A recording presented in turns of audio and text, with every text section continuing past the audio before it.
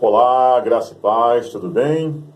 Um excelente dia para todos vocês e vamos para mais uma aula na disciplina Batalha Espiritual, bacharelado em Teologia. Eu sou o evangelista Wellington Roberto Marinho. Amém? Paizinho, em nome do seu Filho amado Jesus Cristo, para mais uma aula pedimos ajuda do Espírito Santo para que nós possamos entender e guardar a sua palavra em nossos corações e que tenhamos força para colocar na prática e para estar ensinando também as pessoas que precisam ouvir a palavra de Deus, porque a Bíblia diz que a fé, ela vem pelo ouvir e ouvir a palavra de Deus. E quantas são as pessoas sedentas que precisam disso, de uma palavra poderosa que cura, liberta, transforma. Pai, então desde já nós queremos te agradecer por tudo, por este privilégio de poder estudar a sua santa e poderosa palavra. Em nome do seu Filho amado Jesus Cristo. Amém. Bom, vamos lá, pessoal, dando continuidade na parte onde eu parei, onde eu falei, podemos resumir esse conceito em 4 pontos, não é mesmo? Então vamos lá. Os filhos pagam pelos erros dos pais. Os pecados, vícios e pactos demoníacos feitos pelos antepassados de um crente afetam negativamente a sua existência presente. Maldições hereditárias são aquelas que herdamos dos nossos pais e antepassados em decorrência desses erros que eles cometeram. Esse conceito procura basear-se em Êxodo 25, onde Deus afirma que castiga a maldade dos pais nos filhos até a 3ª e 4ª geração. A transmissão genética de demônios, autores como Rodovalho chegam a sugerir que os espíritos familiares passam dos pais para filhos através dos genes. Dessa forma, eles se perpetuam na família geração após geração. Isso explicaria por que determinadas famílias sofrem de pecados ou tragédias características em suas linhagens. Por exemplo, famílias que através dos séculos são marcadas por casos e mais casos de suicídios são vítimas de um espírito familiar de suicídio, que entrou na linhagem por algum motivo e só sairá com a quebra de maldição e a reparação do pecado que lhe deu a oportunidade. O poder abençoador e amaldiçoador das palavras, as pragas, maldições ou palavras mais proferidas diretamente contra nós no presente, também tem o poder de nos tornar infelizes, de perturbar nossas vidas. Maldições podem incluir frases dos nossos pais como menino, vai para o diabo que te carregue. Através delas, os demônios recebem autoridade para entrar em nossas vidas e torná-las em misericórdia, dor e sofrimento. Temos que prestar muita atenção às palavras que proferimos aos nossos filhos e a qualquer familiar nosso, amém? Há necessidade de quebrar essas maldições. Mesmo um verdadeiro crente pode deixar de alcançar a plena felicidade nesse mundo caso esteja amaldiçoado, isso é, debaixo de alguma maldição. Caso não as quebre, padecerá nas mãos dos demônios, que recebem poder para atormentá-lo através delas. O processo consiste em localizar e identificar estas maldições e anulá-las em nome de Jesus. A quebra destas maldições, o caminho para a libertação. No caso de maldições hereditárias, alguns aconselham que se trace a árvore genealógica da nossa família, procurando identificar as pragas, maldições, pecados e pactos com demônios feitos por eles no passado, para depois anulá-las, quebrando-os e rejeitando-os em nome de Jesus.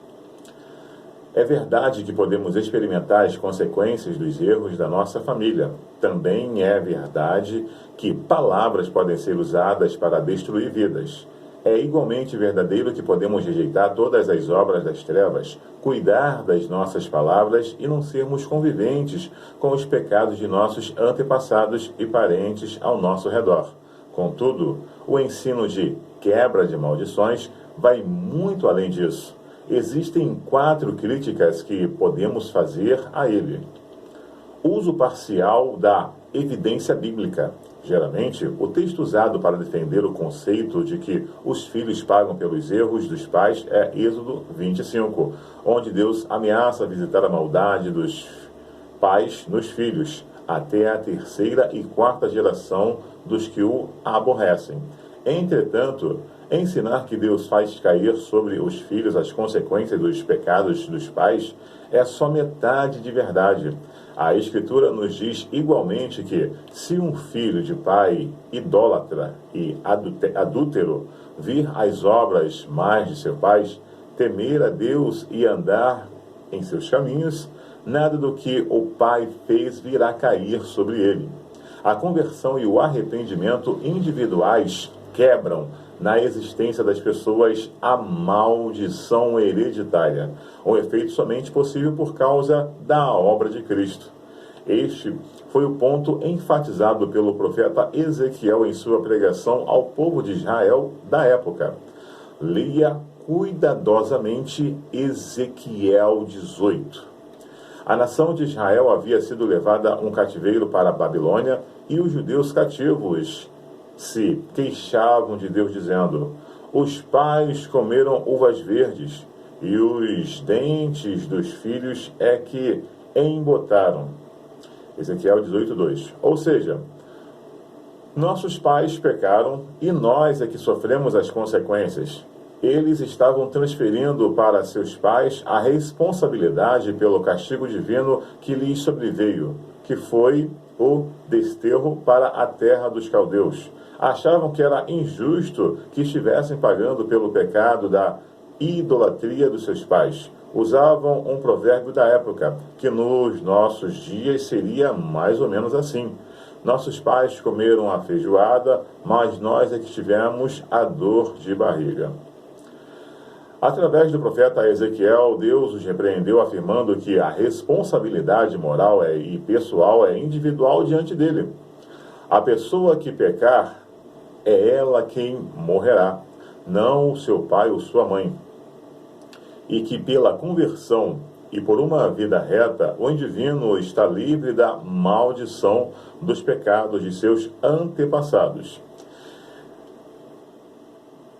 Esta passagem é muito importante, pois nos mostra de que maneira o próprio Deus interpreta, através de Ezequiel, o significado de Êxodo 25, aplicando aos nossos dias. Fica evidente que o crente verdadeiro já rompeu com o seu passado e com as implicações espirituais dos pecados dos seus antepassados, quando arrependido veio a Cristo em fé. Minimização dos afetos da obra de Cristo. Esse é a nossa maior preocupação. O apóstolo Paulo nos esclarece que o escrito da dívida que nos era contrário, a maldição da lei, foi tornado sem qualquer efeito sobre nós. Jesus o anulou na cruz. Colossenses 2, 13 e 15, Gálatas 3, 13. Ou seja, toda e qualquer condenação que pesava sobre nós foi removida completamente quando Cristo pagou, de forma suficiente e eficaz, nossa culpa diante de Deus. Ora, se a obra de Cristo no Calvário em nosso favor foi poderosa o suficiente para remover de sobre nós a própria maldição da santa lei de Deus, quanto mais qualquer coisa que poderia ser usada por Satanás para reivindicar direitos sobre nós, inclusive pactos feitos com entidades malignas por nós ou por nossos pais na nossa ignorância. Basta um estudo simples nas Escrituras da linguagem usada para descrever nossa redenção, para que não fique qualquer dúvida de que o crente, à semelhança de um escravo exposto à venda na praça, foi comprado por preço e que, agora, passa a pertencer totalmente ao novo Senhor. O antigo patrão não tem mais qualquer direito sobre ele, como rezava a legislação romana da época. Assim, Paulo diz que fomos comprados por preço, 1 Coríntios 6, 20. Agora, comprar, redimir, pagar um resgate, termo usado para o ato de comprar um escravo na praça, ou pagar um resgate para libertá-lo, e que, sendo agora livres, não devemos nos deixar outra vez escravizar. 1 Coríntios 6, 27, 23, tá? 1 Coríntios 7, 23. Fomos resgatados pelo precioso sangue de Cristo. 1 Pedro 1, 18. Quando vivemos à luz da gloriosa verdade de que se alguém está em Cristo é nova criação, não tememos pragas, maldições, encostos, mal olhado, olho gordo, despachos, trabalhos. Igualmente, vivemos seguros de que não somos amaldiçoados por qualquer dos pecados de nossos pais. Tudo foi anulado na cruz.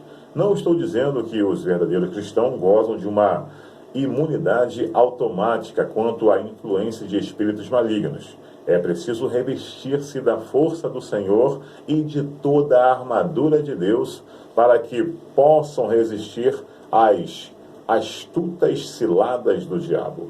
Meu objetivo foi deixar clara a importância de abraçarmos o ensino correto sobre a situação daquele que está em Cristo. Saber o que foi isso significa nos dar parâmetros corretos para avaliarmos os frequentes relatos de experiências estranhas que ouvimos de evangelhos ao nosso redor, que parecem minimizar ou diminuir a suficiência da obra de Cristo em favor do que são seus. Conclusão. Meu alvo nesse artigo foi abordar alguns dos principais ensinos do movimento de batalha espiritual, partindo do conceito doutrinário maior onde o mesmo se encaixa, analisando os temas maiores que controlam a área de demonologia bíblica. Procurei mostrar que muitas das distorções apresentadas pela demonologia do movimento se devem ao fato de que ele enfoca determinados ensinos fora do contexto a que pertencem. Quando analisamos a atuação demoníaca da perspectiva do ensino bíblico sobre a soberania de Deus, a suficiência das Escrituras, a queda do homem e a plena redenção em Cristo, verificamos que batalha espiritual não pode se tornar porta de entrada ou tema dominante de uma teologia ou de uma estratégia missionária adequadas para a Igreja de Cristo. Seria reduzir e distorcer o ensino mais completo das Escrituras. Embora reconheçamos que existe um conflito de desenrolando no presente entre a Igreja e as hostes das trevas, temos dúvidas de que o mesmo deva ser o ponto focal da reflexão e da praxe da Igreja de Cristo em nossos dias, visto que esta, subordinando a muitos outros pontos mais abrangentes e fundamentais. A Igreja deve guiar-se pelos pontos mais centrais do ensinamento bíblico. Através deles, colocará a perspectiva correta qualquer novo assunto que surja. Nesse capítulo, enumerei 4 desses pontos que controlam, ao meu ver, a compreensão adequada dos ensinamentos da batalha espiritual, a soberania de Deus, a suficiência das Escrituras, a decadência da raça humana e a suficiência da obra de Cristo. Uma vez que esses pontos sejam firmemente definidos e ensinados, haverá pouco espaço para que os erros da batalha espiritual penetrem. Amém? Essa foi a disciplina Batalha Espiritual. Espero que todos tenham tido um bom ensinamento e esclarecimento sobre a batalha espiritual, que é muito importante. Que Deus abençoe e até a próxima disciplina, em nome de Jesus.